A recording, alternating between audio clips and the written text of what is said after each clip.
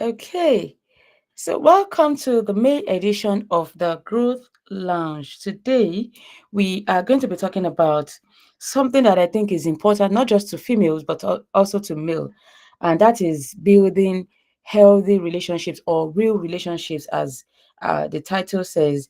And our focus will be narrowing it down to love, friendships, and boundaries. Setting boundaries is something I know many people struggle with, especially good people, people who are kind, people who are conscientious. They struggle with setting boundaries, and so they suffer for not setting boundaries. And I think it's going to benefit everyone if we can learn from one another and share our experiences. So please, if anything pops up in your mind as the speaker talks, write them down, whether a question, whether your personal experience, or whatever it is.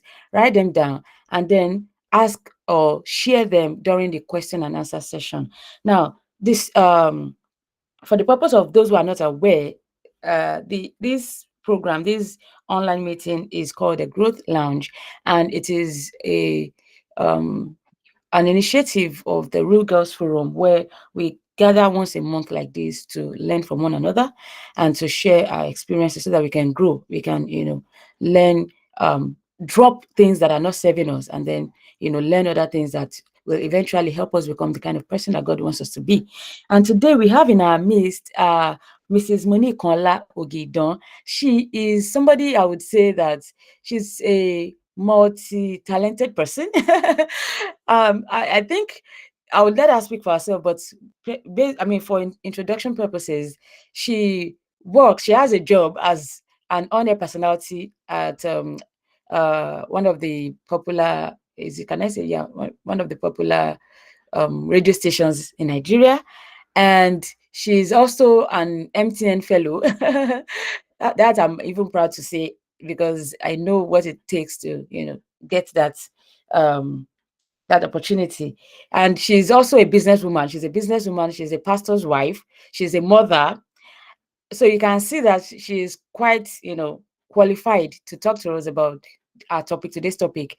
And so I don't want to be what's the word? I don't want to let familiarity take the what's it called? Take the best part of me. But I would say that please prepare your heart, prepare to receive from God, because she's not just going to be talking um what do you call it now? Relationships and all. She's also going to be ministering, you know. So get ready to receive from God. And now you have the floor, Mrs. Ogidon. Please, if you can. Oh, okay, yeah. I think I've accepted everybody. Yes. Thank you. Thank you, Dr. Adeshewa Dansu. Thank you so much for the very robust introduction. Thank you so much. It's quite a privilege to be here and host the session. Be should I no, I don't think the word is host, to be a guest on this session, because this is one aspect that I like to talk about a lot. If you wake me up from the sleep, this is one topic that I can talk about anytime, any day, because it's deep into every aspect of my life. So I want us to pray. I just want us to take a few moments to pray and ask God our time here today will not be wasted. We ask that the Lord will cause the session to bless us and impact us positively in the name of Jesus. Every word spoken will be fruitful. It will multiply us in every way in the name of Jesus. Questions begging for answers in our hearts will receive answers even through this session in Jesus' name. For in Jesus' name we have prayed. Amen. So welcome everybody once again. Thank you for having me. It's such an honor to be here. I do not take it for granted. At the time, I would love that we unmute our mics so that we're sure that we're not just talking to ourselves. I mean, that we're talking about real friendship. We're talking about real love, right? So I want to be sure that I'm talking to real people and not AI. So I would love that we unmute at some point, because I would love it to be as interactive as possible, so that we get to feel our pulses together as this real girls forum. So we have to make it as real as possible, and as practical as possible. So, and looking at the topic that we have, or what we are focusing on this particular session, which interests me, just as I said earlier, it's something that, whether we like it or not, it navigates every aspect of our life. There is no aspect of our life where we don't have to relate with people. And when we talk about building real relationships, friendship, love, and boundaries, there's no way to segmentalize our lives to say that, in this part of my life, I don't get to deal with people. So I would first be asking us, what does real friendship mean? What does it mean to have a real relationship? I am not very familiar with most. Okay, so I know there's Auntie Victoria is online. Auntie Temiloluwa, I hope I got that correctly, is online. I have a blockage here, so I'm not sure if it's Temilola or Temiloluwa, but pardon me if I didn't get that correctly. Please, let's unmute. I would love to hear from us. What does real friendship mean to you? What does it mean to have a real friendship?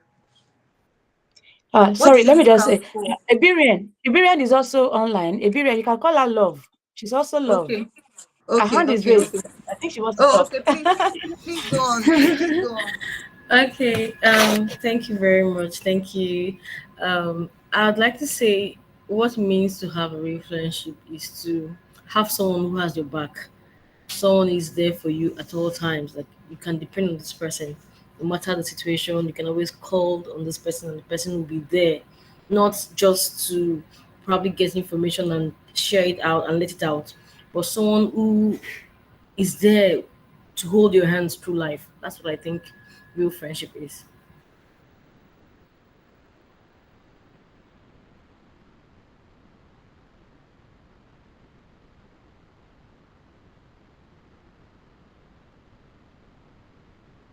I think you're muted. Oh, I'm so sorry. Thank you so much, Sister Law, for that one. So I was saying that Sister Victoria should unmute. Let's hear her voice. I mean, we're a very close circle, so we should be able to talk to ourselves. Except you're in a very noisy place, of course. Sister Timilolua, can you hear us?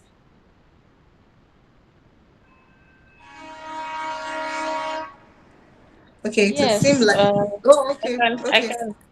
okay. Please go Sorry, on. I just yeah. So, I feel that real friendships, or to have a real friend, is to have someone who, however short maybe you might have met them, understands you and you understand them. They understand the boundaries that the friendship is involved, and you are able to achieve things together. And also, I feel that real friendship, whatever boundaries that you have, you are able to either walk within them or walk out of them, so that you are real with them, you are free with them. They are not people that you necessarily hide a lot of things from, and they are like the next best thing after your family. So that's what I feel a real friendship is like. Thank you so much. That's quite insightful. So I know that one of the things that we get to do on platforms like this sometimes is not because we don't know some of these things. It's basically to reiterate some of them and to bring them to our consciousness, right? So I also feel that while we have some at the back of our minds unconsciously, I believe very strongly that some may need to come to the front. We may need to push some to the back and bring some to the front. That's to say that I believe that there is nobody here that, if we're given this kind of topic, will not be able to say one or two things about it. So that's why I said it's really an honor to be here as a guest speaker on this kind of topic. So Some people ask that, is it okay to set boundaries? It is absolutely okay to set boundaries. Although I find some schools of thoughts that believe that you don't have to set boundaries, especially when you have formed a kind of relationship that is korikosun. I know we are not all Yorubas, right? But korikosun is more like somebody that you can't do without, that you don't need to set boundaries. Well, I I beg to differ, because that person also has a life. And while it's absolutely not just okay to set boundaries, it is very, very essential, especially in very close relationships. And it helps you to protect your emotional well-being, because the truth of the matter is that we were all different. No matter bonding, how closely bonded we may be, it helps us to clear the paths on what we are comfortable with, and building mutual respect as well.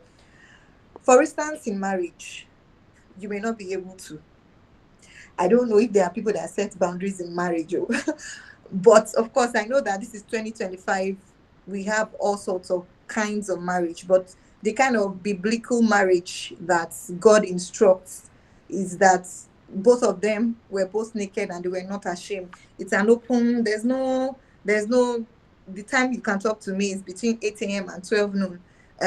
When you can come inside your room is, do you understand? So I mean, that's different from marriage. And I think that the hallmark of every friendship or every kind of relation, marriage is like the hallmark.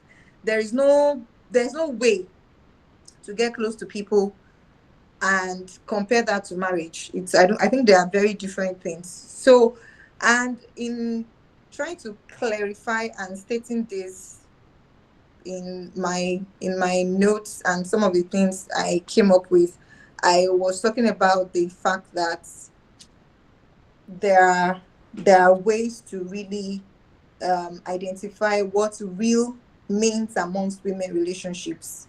The way we women bond is different from the way men do their things, right? We are more vulnerable. That's the truth, whether we like it or not.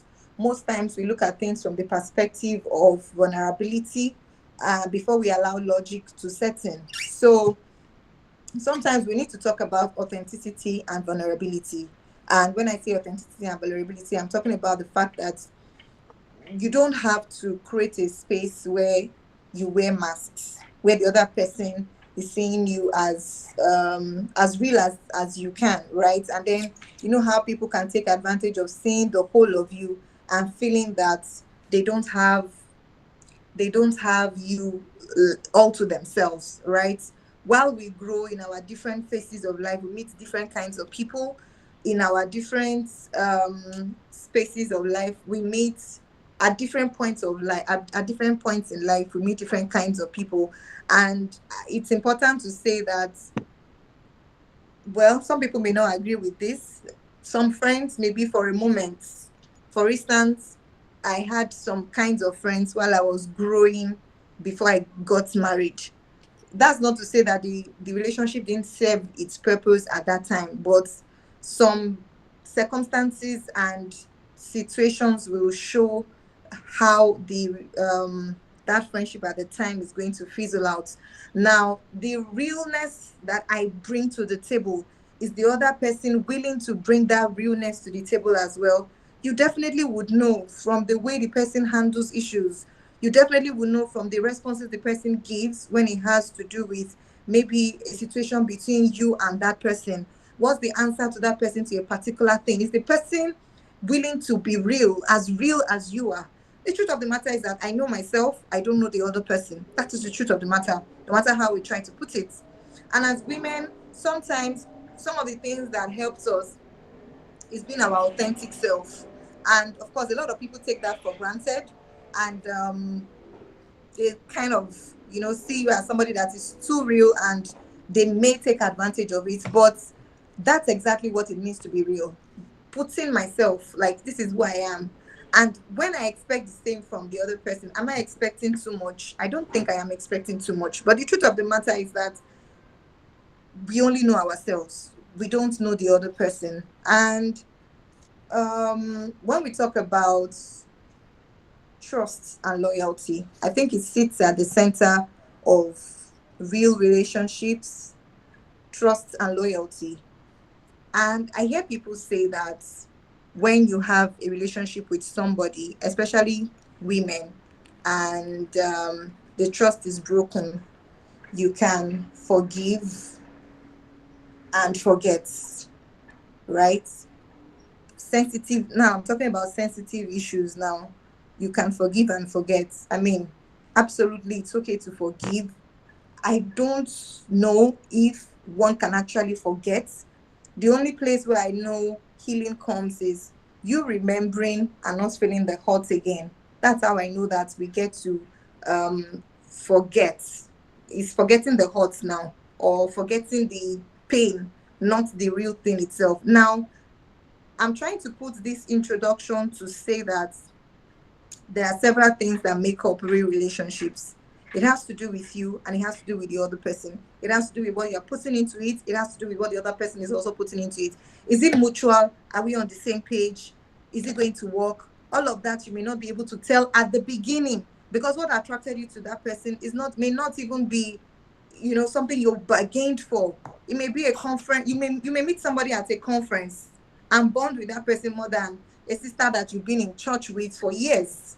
It happens in our different circles. It happens. However, excuse me, in defining the focus of this meeting, of this session particularly, I think it's important that we talk about the need to have relationships and build real relationships. Sometimes I hear people say that, me or Lore, like people say with pride, I don't have friends. I don't have friends, and I don't. They talk out of their own personal experiences, the bad experiences. But I don't think anybody can do life without having real relationships. I don't think so. I don't think anybody can go through life without um, without a community that they grow with. I don't think anybody can have a real life without real people, because the truth of the matter is that we need people to survive. We need ourselves to survive. Now, the realness is in some of the things that I mentioned before: the authenticity, the realness, the vulnerability, the fact that you are willing to allow somebody into your space without being wearing a mask without wearing a mask. Now, friendship among women may be complex because sometimes both of us may have the same kind of that's why you find some kinds of women who say that they feel more comfortable to have relationships with the opposite sex because of sometimes how they get to navigate situational issues or issues that may happen from the relationship. Now, there are different types of female relationships. We have the ones that from childhood. Some of us have those kinds of friends that we've been bonding together from childhood. But the truth of the matter is, along the line, especially if we are not committed to the same building structure, along the line, some things may change. Our values may change. Our values may no longer align, and the relationship may go south. But in the bid to say, I still have a best friend, in the bid to say, I am committed to you, in the bid to still let people know that you have a decade old relationship, some of us may still want to keep such relationships. And some of us may still want to keep such relationships. And, it can affect a lot of things. At the end of the day, I think it's important that I think it's important that we look at these things from personal perspectives, because if we do not look at it from personal perspectives, we'll be shortchanging ourselves. And these people, I'm talking about the other people, because in relationship there are two people. We know about ourselves and the other people. That's the truth. And if we're able to build a relationship that doesn't cost us anything, I think it's just going to be by the grace of God, because there is no relationship that will not cost you something. I'm talking about a real relationship now. It will definitely cost you something. I'm not talking about a relationship that will cost you your life. I mean, that's that's on the very, tough side of life. But I'm talking about I'm talking about a relationship that, understands mutual respect, a relationship that looks out for you, a relationship that doesn't come to you only when that other person is in need of something. It doesn't necessarily have to be money. It doesn't necessarily have to be a help, whether financial or any kind of help. A relationship that stays irrespective of the things that happen. A relationship that is built over the years and is not built on that is built on solid rock. Let me use that word. Not a relationship that is built on how the Bible describes a house that is built, that is well built, and a house that's how did the Bible put it? I'm sure you understand what I'm trying to say. Now, a Sand house that has that is built on sand. that is built on sand. Thank you very much, ma. So some of us have that kind of fantasies of relationships as well. Maybe a relationship that you don't.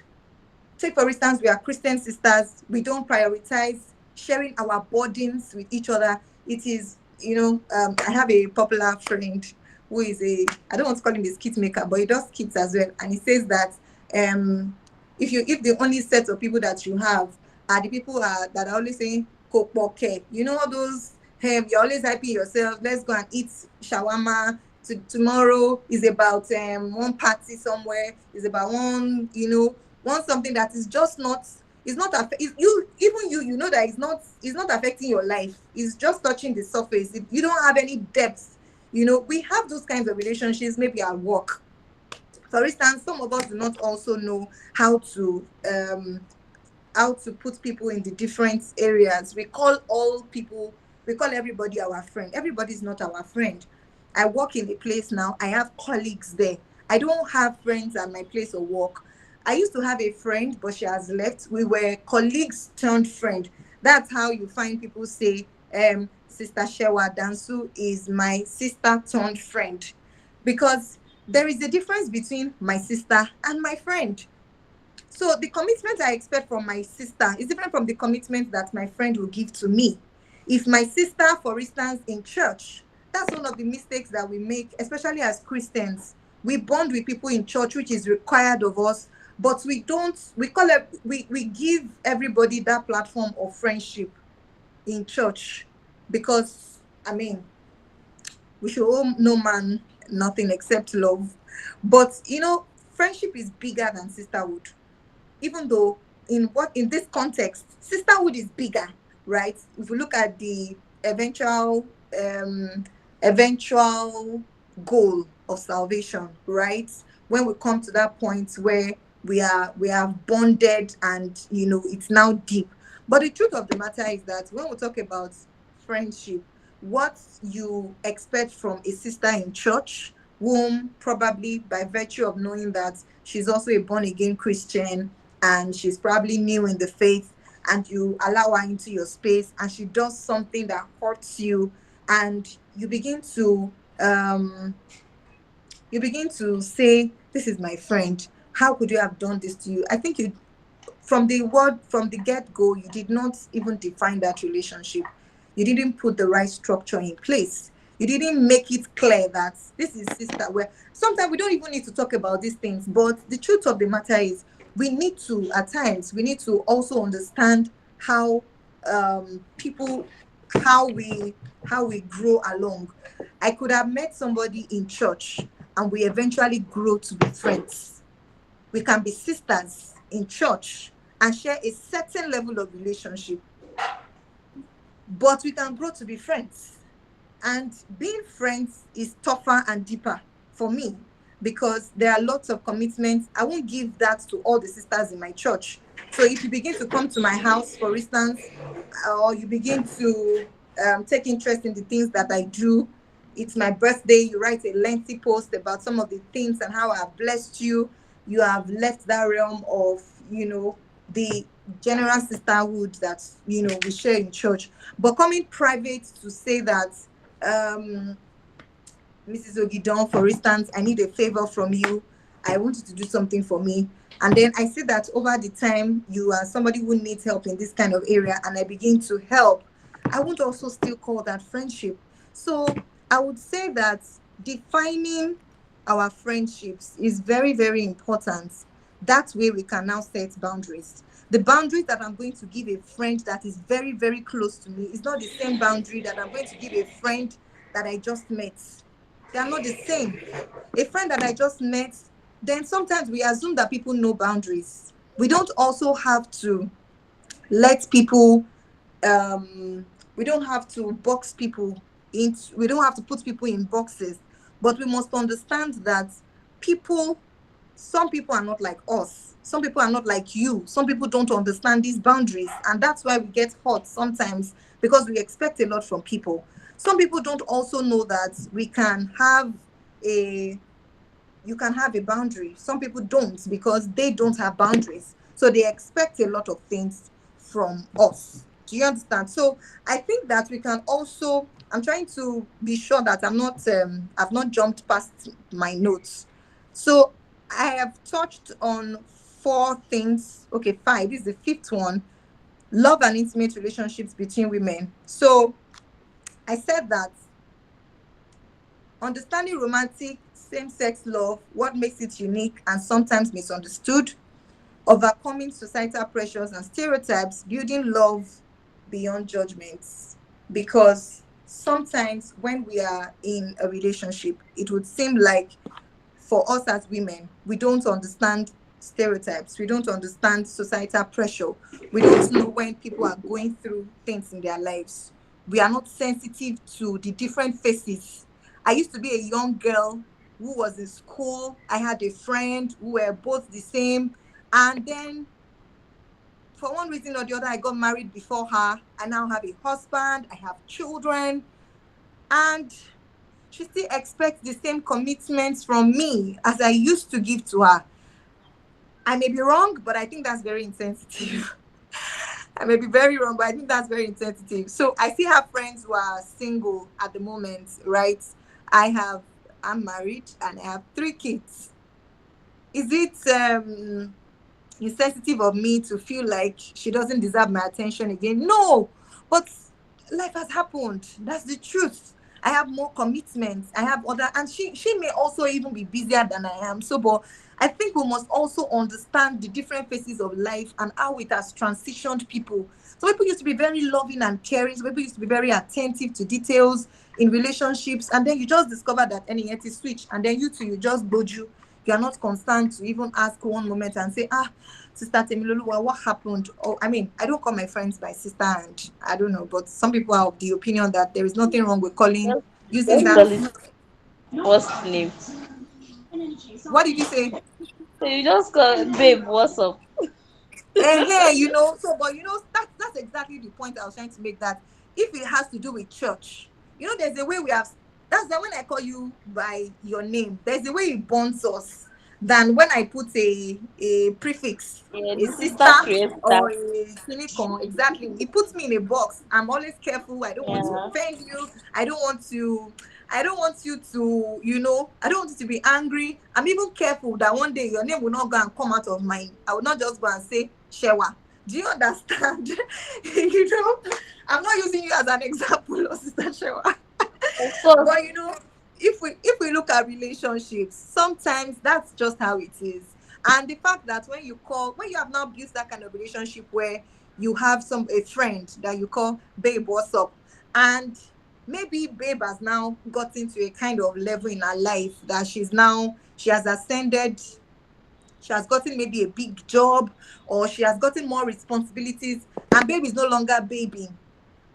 So one of the things that has worked for me is that I don't force myself into people's lives. When I see that there is a transition in, when I see that there is a there is a break, should I call it a break or a breach sort of somewhere, I try as much as possible to also retrieve, so that I see, I do the checkups, I make sure that I, so, but people's responses, the truth of the matter is that sometimes we see it and we know it. We just like to lie to ourselves.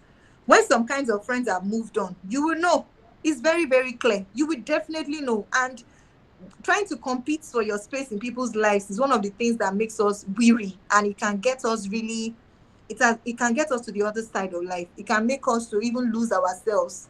We must be able to know that friendships, it's okay for friendships, for some kinds of friendships to go. It's very okay. There is nothing wrong with some friendships to go, especially when you see that it's no longer serving its purpose, it's no longer bringing you what it should. But the truth of the matter is there is no point in our lives where we shouldn't have friends, where we shouldn't have people that we can call our own, where we shouldn't have people that when we have issues we can call to pray along with us. We can tell the real issues, or the real things happening with us, not just the things happening on the surface, because life actually happens sometimes and you just feel like you need people to talk to.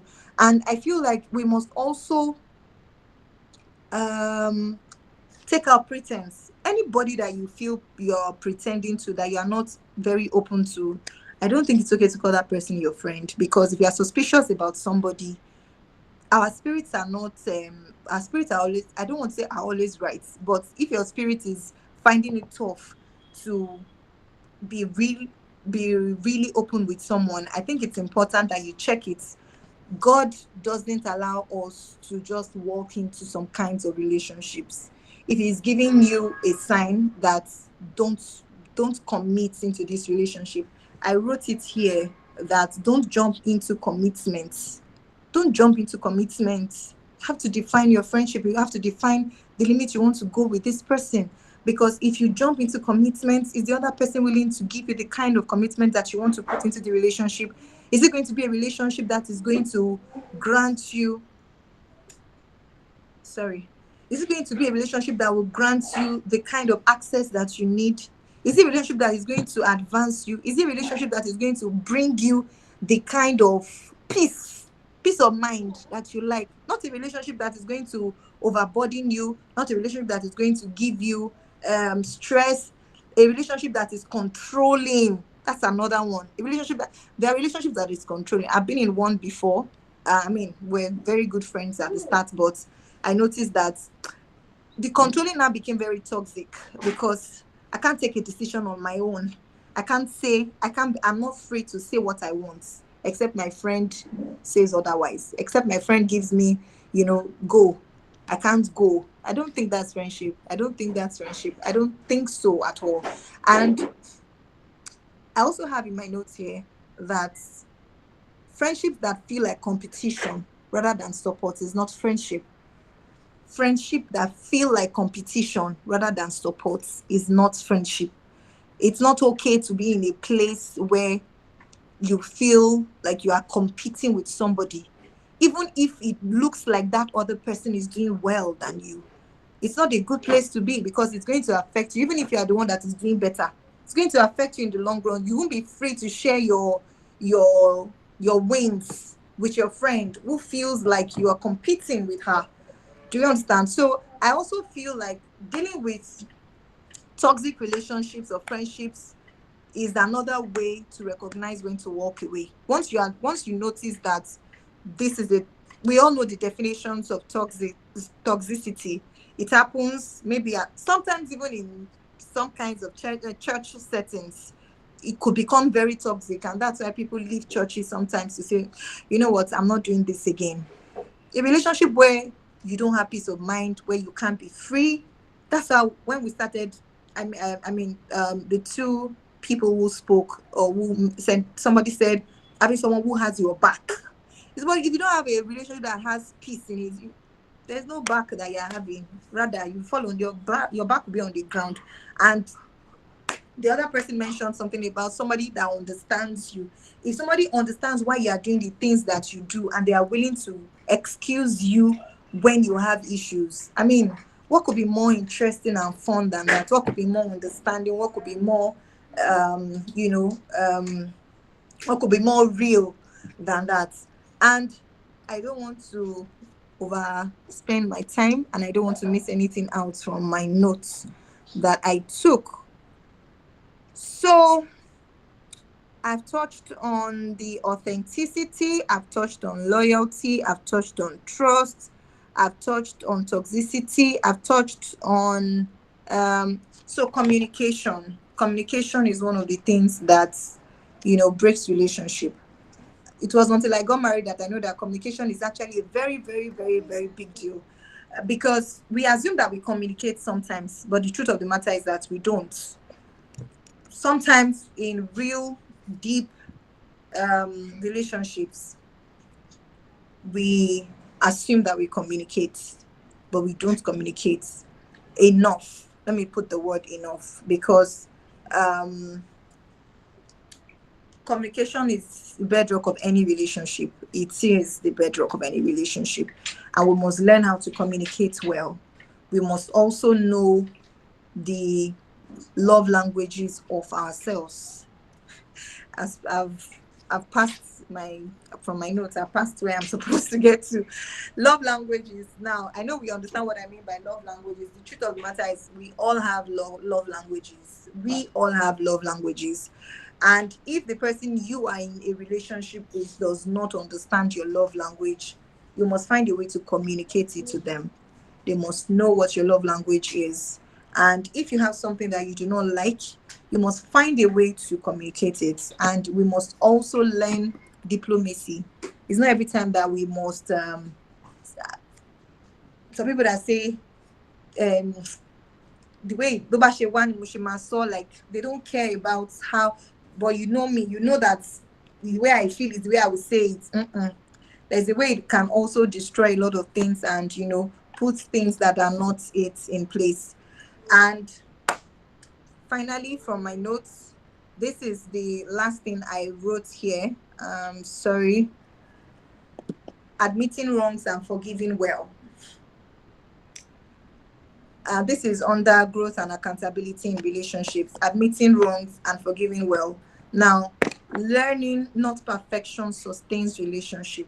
It is learning that we are growing together. Nobody has it all. Nobody has it all. If you're in a relationship where you feel like where you don't also accept that you're wrong, where you don't forgive well.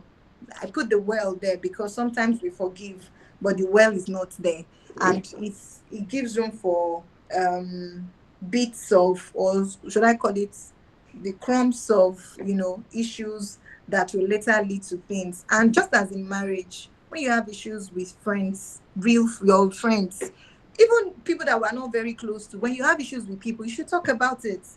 People like to sweep things under the carpet, and when they sweep it under the carpet, there's a way it affects them later on, and more issues will begin to pile up on it. And before you know it, even when something that is not it happens, you just find a way to trace it back to the foundation of the thing that you are talking about. So I think that it's important that we do all of these things intentionally, so that we don't lose ourselves in the process of trying to please people. We are not people pleasers, we are God pleasers. We are not trying to, at all costs say that this relationship must work. It's not like what we put into marriage, right? Even though we must put our time, we must put our effort, we must also invest. There is no relationship that will not cost us anything at all. But the truth of the matter is that while we try to do that, we must set our priorities right. We must ensure that we are not just takers, we are also giving. We must ensure that it's mutual. I'm not on 80 and you are on 30. No, it's not going to work that way. And if I look through my notes, I think I've touched on the fact that friendships that feel like competition rather than support is not it. You should find a way to get out of such kinds of friendships. And I also talked about, yes, I think I've touched on everything on my notes. I hope that with these very few points of mine, I have been able to convince and not to confuse you that we need to build real relationships, friendship, love, and boundaries. I didn't touch so much on boundaries because our boundaries depends on our personalities. Our boundaries depends on what we want from our friendships. our boundaries depends on our goals in the relationship. Funnily, let me say this as I close. I I'm married, and I have a family friend, and there was a time my husband was not around, so me and the kids had to go sleep over at their place. For some people, their boundaries: don't come to my matrimonial room, or you can't come to my matrimonial. They may not say it, but of course, as a normal human being, why should I go to somebody's house and I want to enter their matrimonial bedroom? Do you understand? Like, what am I killing? No matter the relationship I have with you, I won't.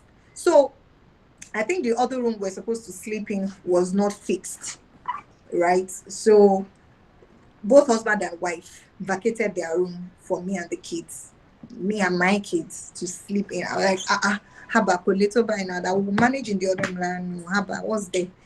So I'm sorry, let me say this in Yoruba. Amaye le jura wa lo, right? So how do I translate that to English? We we take life harder than ourselves. I'm sure Stasha is going to help me put that in the right perspective. So it depends on us. It totally setting boundaries depends on what we would like to set boundaries for, or what we would like to put boundaries to in our different spaces. Thank you very much once again. I think I'm just on points about my time. Thank you, Stashewa, for the time and the opportunity. Wow, wow, wow. Thank you so, so much. I knew that you were going to do justice to the topic.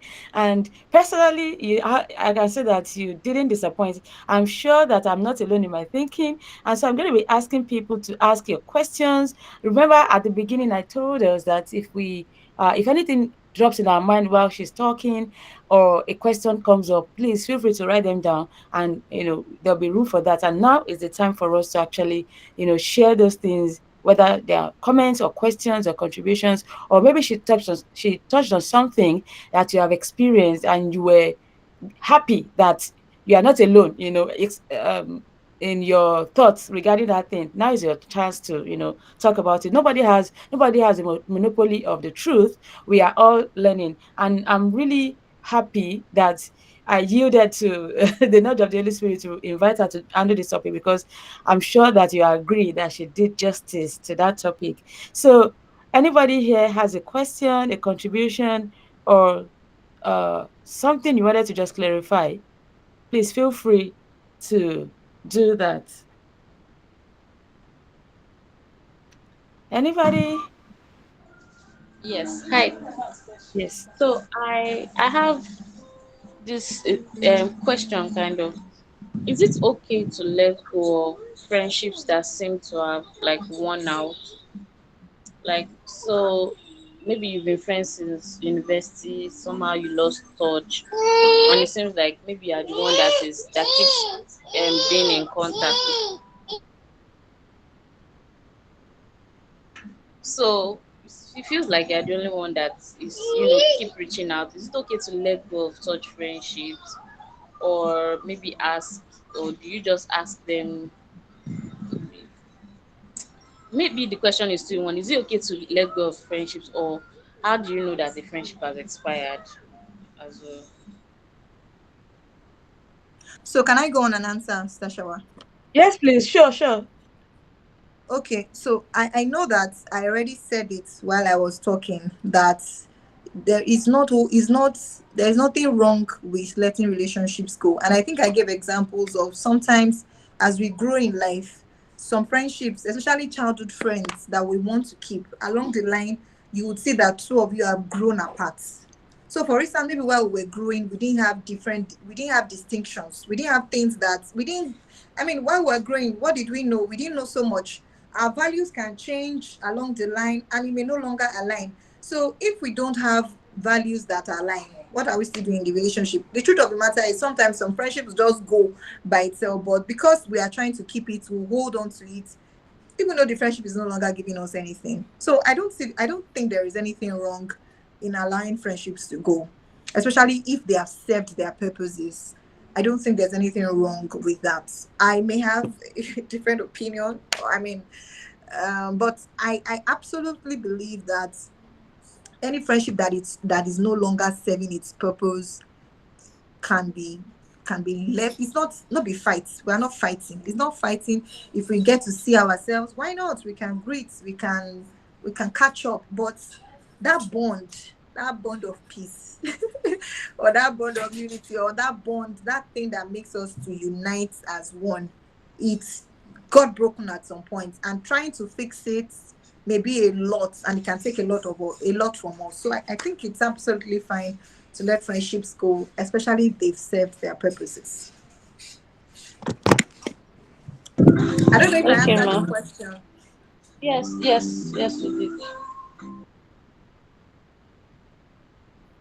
Yeah, thank you so much for that response and for the question as well. Personally, I would add that I share the same sentiment with Sister Monique that it's personally, I mean, it's perfectly fine when you notice that some friendships are maybe dragging, or it feels like too much work on one part, especially if you are the one doing all the work, you are the one always reaching out, and the energy you're getting back is not the same. It's not the same as what you're giving out.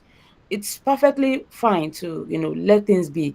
As she was talking at the beginning, I mean, during the main session, I recollected a few friendship like that, or yeah, friendships like that I've had. I remember when I was growing up, I used to have, yeah, we were all friends. Like she said, we really didn't know better. So I used to have this friend who was like a neighbor to us, and they lived in the house opposite our church compound. And so, and my mom and the that family, the mother of that family, they used to be good friends. They were both teachers, and they used to go to their association and whatever meeting, whatever they were doing. And so sometimes we'll spend time in their house, playing together and stuff like that. But then and during that time, there were no the only way to keep in contact was through letter writing. So, and when people moved addresses, you lose contact, because there were no, if they don't have landline, you couldn't keep uh contact with them. Even when they moved addresses, the phone number is lost, right? So we were privileged because we used to live in church vicarage, that is the personage. And the most church vicarage, I mean, all the church vicarages we lived in had landlines, so we had telephone in our house, in our all the houses we lived in. But sometimes, we lose our friends, our neighbors, because maybe they moved houses and we couldn't contact them anymore. And then, of course, internet came, Facebook, and somehow we tried to reconnect, but things didn't work out. So I remember I used to have a classmate in my primary school who people used to call us twins because we're really close. We used to sit together, we used to, eat together and stuff like that. But even now, I'm not even sure of their name anymore because I don't remember them that much. Right? So sometimes I feel like, am I weird in, having this kind of feeling? But then I feel like, well, that phase of my life is gone, and I enjoyed it while it lasts. Now I need to move on. I can't keep looking back. Same for my neighbor who we shared well primary school days, and part of early on in my secondary school before we moved again. We were transferred to another city. So now we are connected on Facebook. I see her likes on my post, but that's it. No, so she doesn't even drop comments. I don't know much about her. My mom, filled me in that, oh, she got married, or she's getting married, or she's having a baby or something. But that's it. Me and this lady, we don't even talk like that. And it's fine. I mean, it's not affecting me in any way. And I don't think she's even missing anything from whatever friendship we would have had. It would just add to the statistics that, oh, we used to be friends for, or we've been friends for these many years. But then nobody would that one help safe. Nobody's going to give you any award for maintaining friendship for 7 years, right? So it's perfectly fine if you feel like the stress is too much on you trying to maintain a relationship, or the energy you're getting is not the same. It's okay, as long as uh it's not as if there is friction. Sometimes, even if there is friction and you made an effort and it seems like the other party is not willing to resolve matters, then it's okay to let things be and move on, because I've experienced it myself. I mean, I used to be worried that people stop responding to my messages. I reached out, I do everything, they don't talk back, they don't say anything. But then I feel like, well, I guess they are finding a way to move on with their lives. Why am I stuck on, waiting for an answer? So, I mean, people deal with things in life that we may never know of. And whenever they are dealing with things, we have different ways of handling them. And one of them might be, staying away from people. And so it might not even be your fault, it might not be as a result of anything you've done. It just could be their way of handling things, or handling life, or facing life. So that's okay. Please don't feel bad when relationships expire, because they actually do. And it's perfectly fine for relationships to expire. Well, not marriage anyway.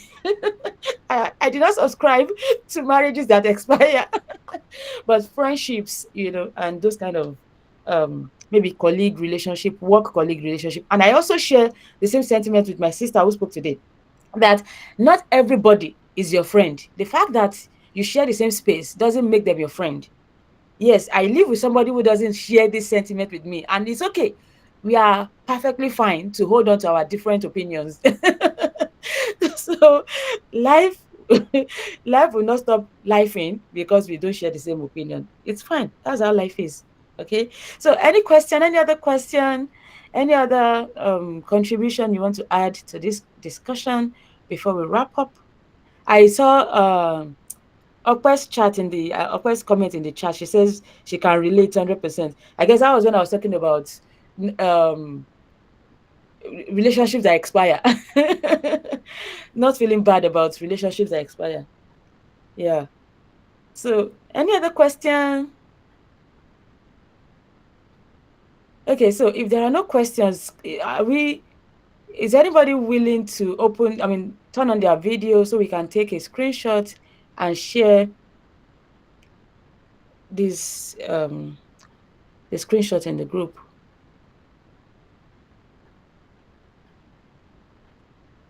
Okay. Oh, the light. Oh, I would have loved to see my baby's face. So, okay, yes. Oh, you're making hair. Mothers, eh? It is, well, last week was our hair day. So I know what it feels like. I don't even remember how many hours I stood for. Oh, wow, good to see your face, Vicky, Vicky. Yeah. Okay, so I assume that the remaining people are probably not in a position to turn on their video, and that's okay. So I'll just go ahead and take a screenshot. Oh no! Oh, I think the network has kind of. Oh, she joined back. Okay, okay, okay. Good. Let me see how. Let me. Yeah. Put a smile on your face. Let's take a photo. Okay. I think I got it. Yeah, thank you so much. I really appreciate everyone for your time and your contribution. God bless you. See you in the next edition. Thanks, Of Maggie. course, see you Thank in the you. We group had as a good well. time. Yeah, Yeah, thank thank you. you. Enjoy the rest of your weekend and next week.